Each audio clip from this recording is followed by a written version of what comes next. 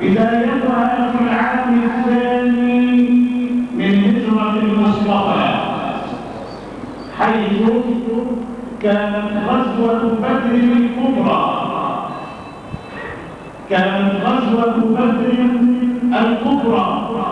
ولم يدر بخلف المسلمين ولم يطرأ على بالهم أنهم سيدخلون معركة، خاصة أنهم لم يعملوا لها حساب واحدا، إذ أنهم هم الذين أخرجوا من ديارهم بغير حق، تركوا أموالهم وديارهم وخرجوا وعلموا أن مكة لها قافلة تجارية آتية من بلاد الشام في طريقها إلى مكة، وأهل مكة هم الذين أخرجوهم وطردوهم، فأرادوا أن يعترضوا طريق القافلة ليأخذوا حظا مما تركوه من ديارهم وأموالهم، إلا أن القافلة نجت، وغير أبو سفيان صاحب الذهاب والنجاة طريقها، إلا أن قريشا علمت أن رسول الله ومن معه اعترضوا القافلة التجارية، وفي الغطرسة والكبرياء أبي جهل عليه ومن معه لعنة الله، قالوا كيف يعترض محمد ومن معه بشارتنا؟ لا بد وأن نخرج إليهم، وهناك ننزل ببدر ننحر الجزور وتغني لنا القرينات ونذبح الذبائح وتسمع من العرب حتى يهابوننا، ولم يفعلوا ذلك مرة أخرى. وكل ذلك تخطيط السماء ليخرج أبو جهل، بل تخرج قريش عن مكرة أبيها إلى هذا المكان، واضطر رسول الله ومن معه إلى المواجهة، إلى معركة لم يعملوا لها حسابا، إلا أنها فرضت الآن عليهم. وفي المواجهة السلام معهم والمدد من الله لهم، وهكذا توجه النبي إلى الشورى ليستشير أصحابه. قال أبو بكر خيرا، وقال عمر خيرا، وقال النبي المقداد بن عمرو ما رأيك؟ قال خيرا هو أيضا. ثم نظر النبي وقال أشيروا علي أيها الناس. قال سعد بن معاذ كأنك تريدنا نحن الأنصار يا رسول الله؟ قال نعم. قال سعد يا رسول الله آمنا بك ونصرنا وآوينا، يا رسول الله سدنا على بركة الله، فوالله لو أمرتنا أن نخوض هذا البحر لخضناه معك. واستبشر النبي صلى الله عليه وسلم خيرا وسار إلى هذا المكان، وكانت المواجهة وكانت النهاية نصر مبين مع قلة العدد والعدد. أول معركة في الإسلام، وكانت في العام الثاني من الهجرة، وفيها ما فيها من الدروس، إلا أن الوقت قد يطول. ثم أيضا في شهر رمضان، والجند صيام مع رسولهم المصطفى عليه السلام.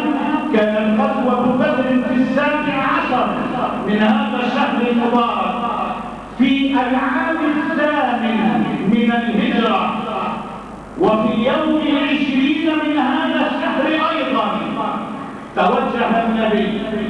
في المرة الأولى لم تكن هناك خطة ولم يكن هناك إعداد للمعركة، أما في المرة الثانية فقد كان هناك إعدادا وكانت هناك خطة، ولكن لدخول مكة ولفتح مكة ونشر راية الإسلام والسلام فيها. كان ذلك في اليوم 20 من شهر رمضان المعظم في العام الثاني من هجرة المصطفى عليه السلام. ودخل النبي مكة دون أن تراق قطرة دم واحدة بإعداد محكم وخطة محكمة من رسول الله الذي لا ينطق عن الهوى، حتى أن النبي دخل وهو على ناقته القصوى مطبقا رأسه ساجدا عليها شاكرا لله رب العالمين.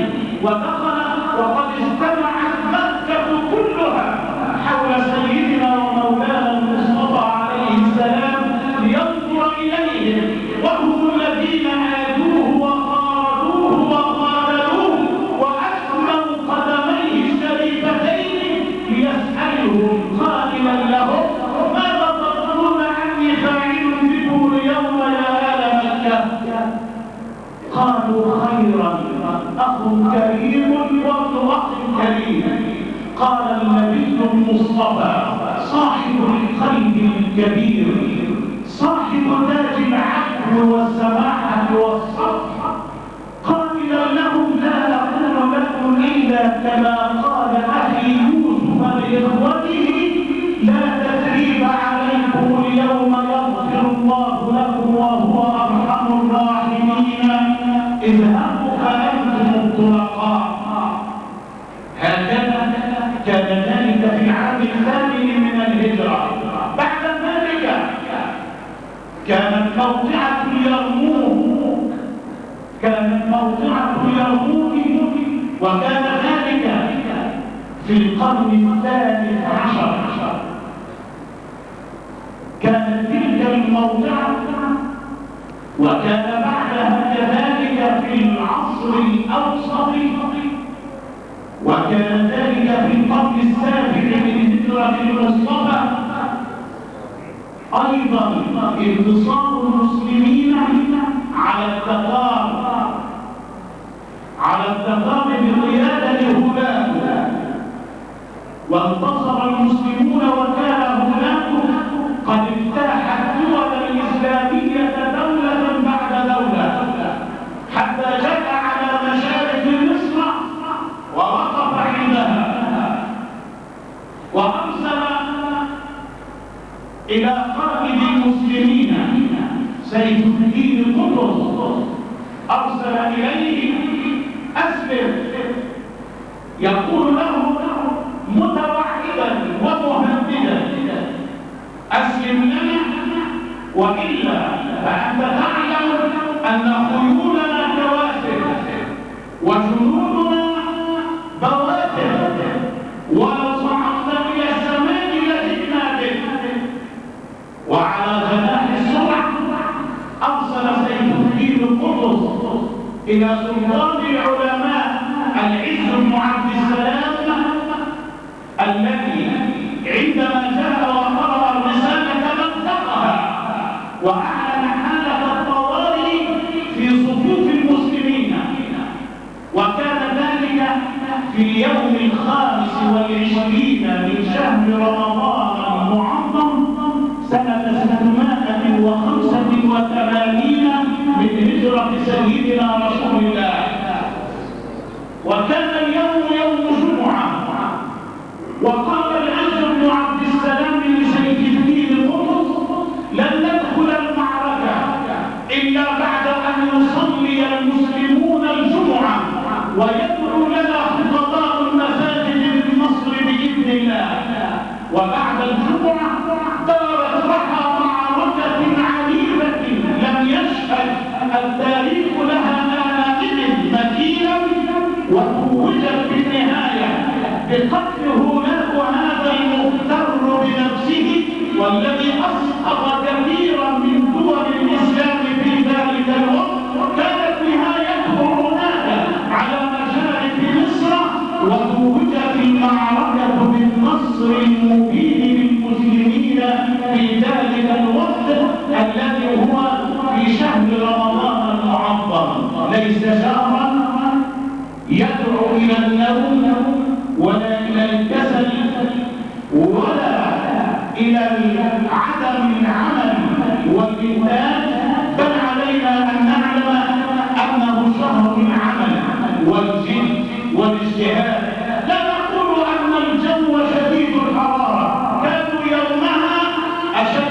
أمرا، ومع ذلك كانت هناك إرادة وعزيمة، لأن الكل كان يتاجر مع الله. فتلك موقعة اليرموك كان قائدها من سيف الله المسجون خالد بن الوليد عليه السلام، عليه رضوان الله، الذي خاض تلك المعركة وأسعد جند اليرموك وقائده يومها، يوم أن خرج في الساحة بين الجيشين، وخرج خالد ليقابل قائد الروم آنذاك واسمه هامان، ووجه هامان كلمات لخالد بن الوليد يقول له فيها: يا خالد، لقد علمت أنكم ما أخرجكم إلا الجوع والعطش، فإن شئتم يا خالد أعطيت لكل واحد منكم 10 دنانير وكسوة وطعاما ورجعتم إلى بيوتكم. وعلم خالد ما في تلك الكلمات من الإهانة، فرد عليه قائلا: يا هذا، والله ما أخرجنا الجوع ولا العطش، ولكننا قوم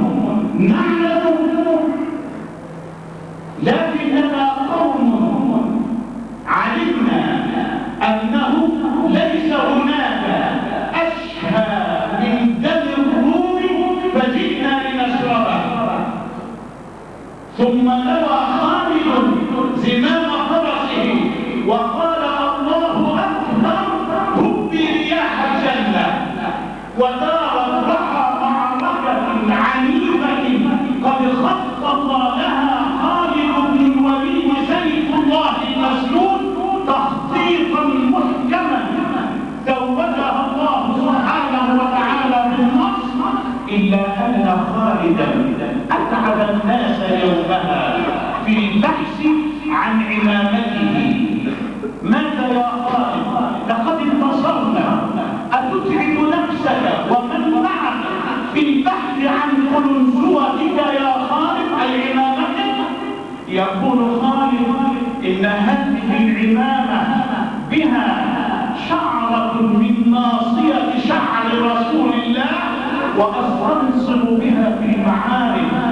خالد بن الوليد الذي ما دخل معركة أكثر من 100 معركة، لم يعرف العالم لها الآن مثيلا، لم يدخل معركة إلا وانتصر فيها، يرغب في الشهادة لله عز وجل، إلا أنه لم يستشهد في معركة، وإنما مات على فراشه ولعن نفسه وقال: أنا أموت على فراشي وأنام على فراشي كما يموت البعير. فلا نامت أعين الجبناء، وما ترك خالد يومها إلا فرسه وسيفه. وحمل خالد على الأعناق ووصلوا به بهذا الجثمان الطاهر إلى القبر، وهناك في بيته خلعت الفرس زمامها خطامها سنامها، وخرجت الفرس تقطع شوارع المدينة وثبا وثبا حتى وصلت يقولها أريد خالد. وصلت الفرس هناك عند قبر خالد بن الوليد وراءه، وقد كان أصحاب المصطفى مجتمعين أمام القبر، فوقفوا صفين عندما وصلت الفرس إلى قبر خالد بن الوليد، وقفوا صفين، ودخلت الفرس ووقفت أمام قبر خالد بن الوليد، وهي تعلو وتخفض وترفع رأسها وتلوح برأسها يمينا وشمالا، والدموع من عينيها تغدو مغزارا ومغارا، وكأنها تودع صاحبها، وكأنها تؤدي تحية الوداع لصاحبها خالد القائد والبطل، تودعه الفرس لتعود، وقد أوقفها خالد بن الوليد وقفا في سبيل الله. هكذا كان أصحاب النبي في شهر رمضان المعظم. فأين نحن؟ وهل نستطيع أن نتشبه به؟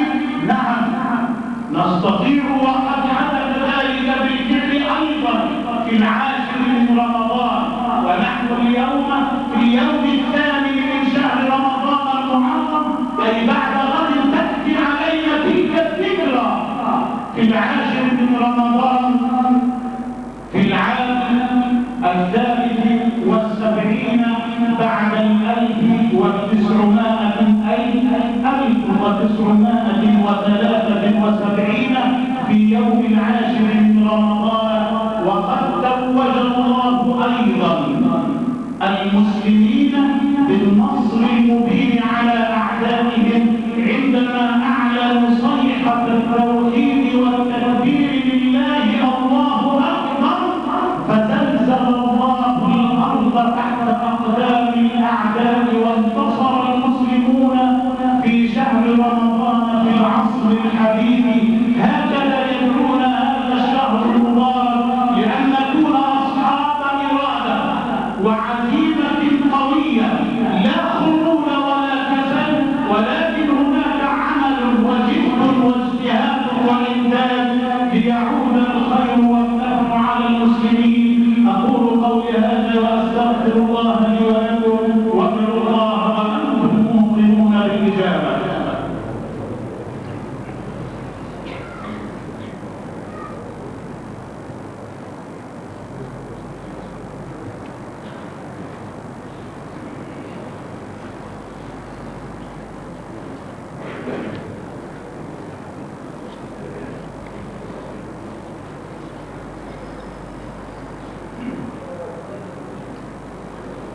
الحمد لله رب العالمين، وأشهد أن لا إله إلا الله ولي الصالحين، وأشهد أن سيدنا ونبينا وحبيبنا وشفيعنا خير خلق الله سيدنا محمد صلى الله عليه وعلى آله وصحبه أجمعين، وبعد. إخوة الإسلام والإيمان، ونحن نفتتح اليوم هذا الصرح المبارك في هذا الشهر المبارك في هذا اليوم الطيب المبارك، أزف إليكم البشرى من الله عز وجل، حيث يقول سبحانه وتعالى: إنما يعمر مساجد الله من آمن بالله واليوم الآخر وأقام الصلاة وآتى الزكاة ولم يخش إلا الله، فعسى أولئك أن يكونوا من المهتدين. نسأل الله أن يجعلنا منهم. وأذكر البشرى أيضا إليكم من رسول الله صلى الله عليه وسلم الذي قال: من بنى لله مسجدا ولو كرش طائر، أي كرش طائر، ولم يكن هناك مسجد على قدر عش الطائر أبدا، وإنما يقصد النبي المصطفى. والله أعلم أن كل من ساهم ولو بكلمة ولو بحجر صحيح في بيت من بيوت الله بنى الله له بيتا في الجنة، وفي رواية أخرى بنى الله له مثله في الجنة. ثم بعد ذلك يرقب المصطفى عليه السلام في تعهد هذا المسجد دائما بالرعاية والعناية والحفظ والنظافة، فيقول صلى الله عليه وسلم: وأخرجوا القمامة منها، فإن إخراج القمامة منها مهور الحور العين في الجنة. مهر الحور العين في الجنة إخراج القمامة من المسجد. وقد فضلت إلى ذلك امرأة سوداء كانت تقوم المسجد بعد أن يخرج المصلون من المسجد كالصبح، وما بين الصبح إلى الظهر ما كان يدخل أحد، فكانت تتوجه المرأة أيام رسول الله إلى المسجد تجبره، أي تعطره وترطبه. ولما مات لم يعلم النبي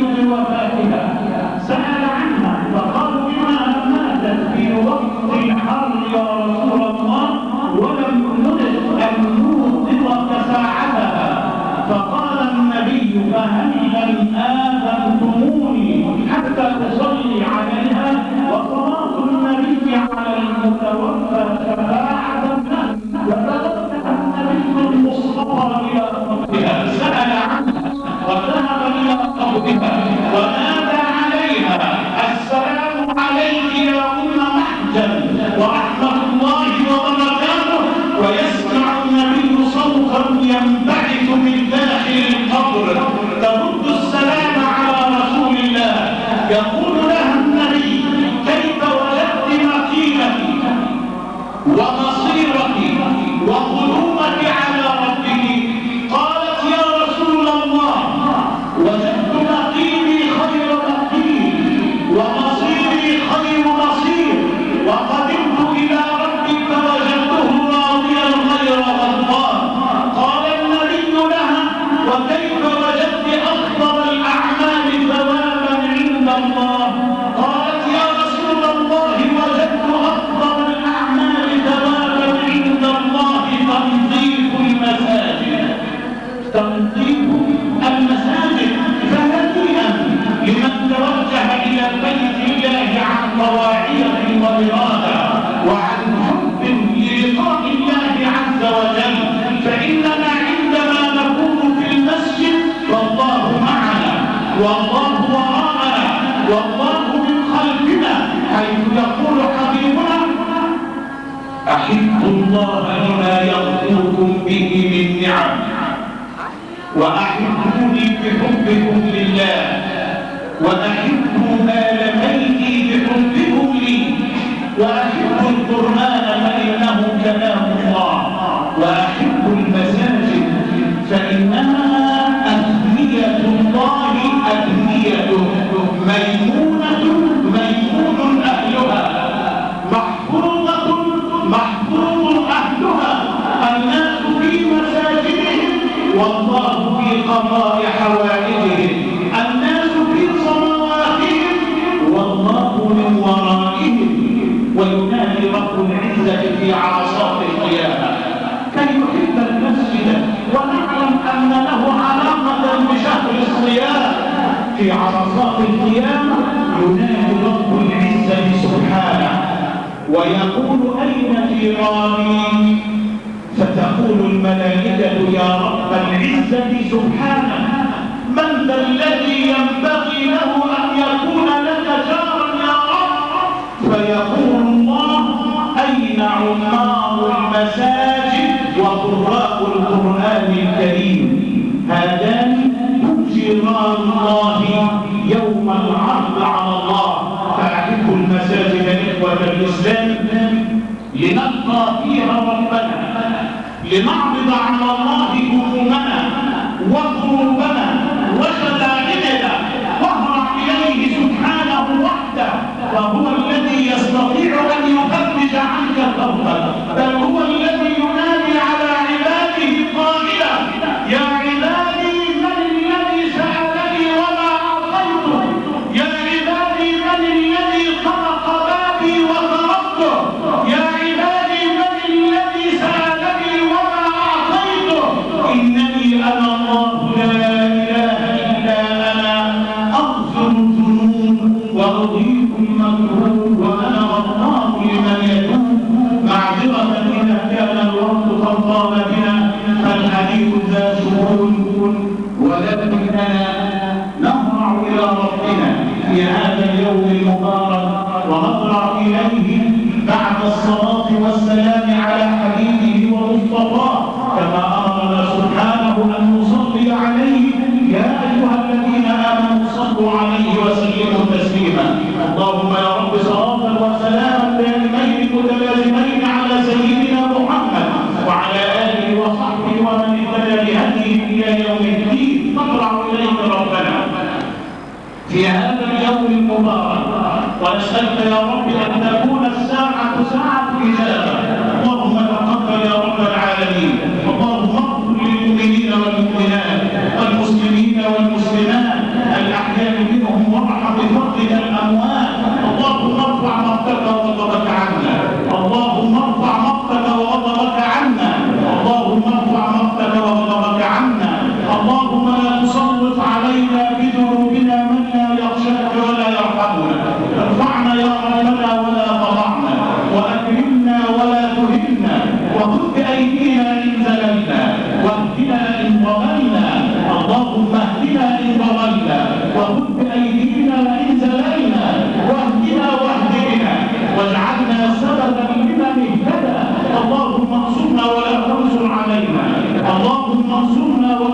وانصر علينا واحفظ مصر من الفتن ما ظهر منها وما بطن. اللهم تقبل صيامنا، اللهم تقبل صيامنا وصلاتنا وقيامنا وركوعنا وسجودنا، ولا تردنا في هذا الشهر على أعقابنا بعدما قصدناك خائفين يا رب العالمين. لا تدع لنا ذنبا إلا غفرته، ولا دينا إلا أديته، ولا مريضا يا ربنا إلا شفيته، ولا مريضا يا ربنا إلا شفيته، ولا ميتا إلا رحمته.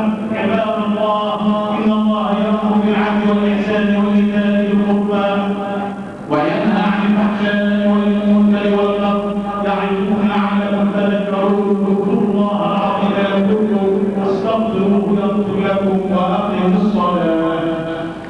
الله أكبر الله أكبر أشهد أن لا إله إلا الله أشهد أن محمدا رسول الله حي على الصلاة حي على الفلاح قد قامت الصلاة قد قامت الصلاة. الله أكبر الله أكبر لا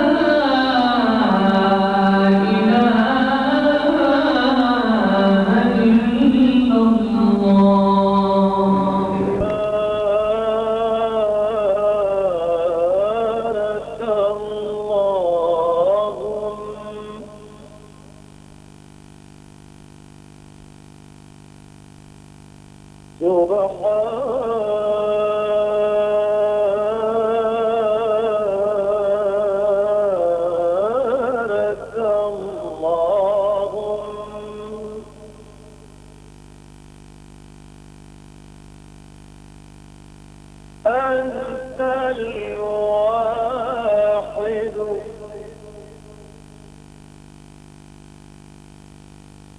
أنت الواحد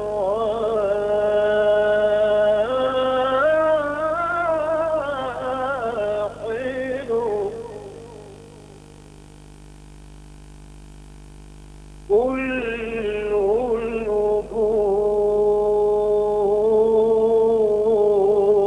الوجود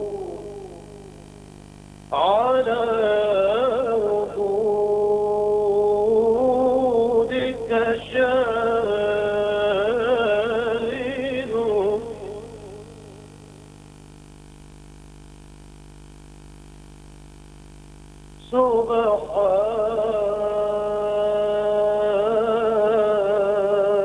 سبحانك اللهم أنت الواحد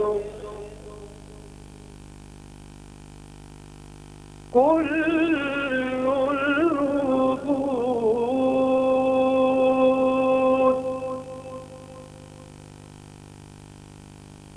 كل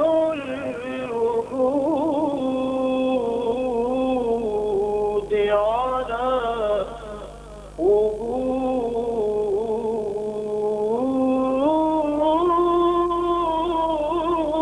وجودك شاهد.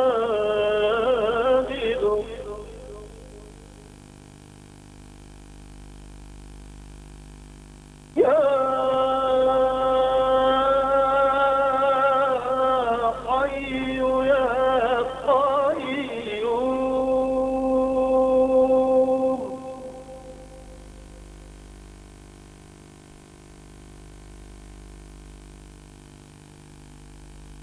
يا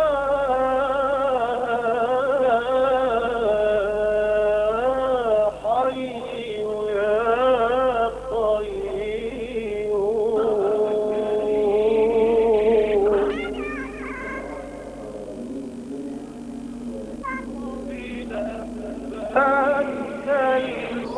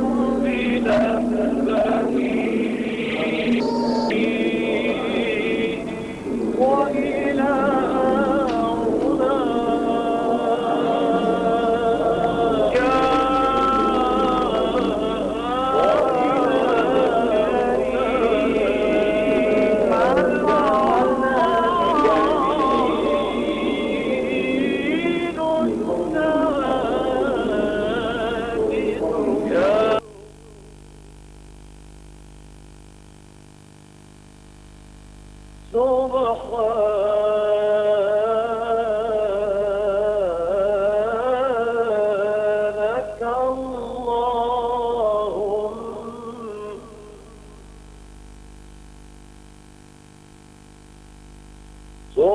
سبحانك اللهم أنت الواحد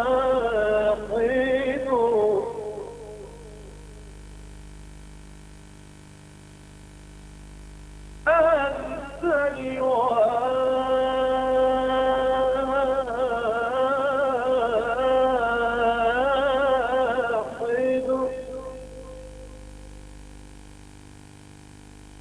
كل الوجود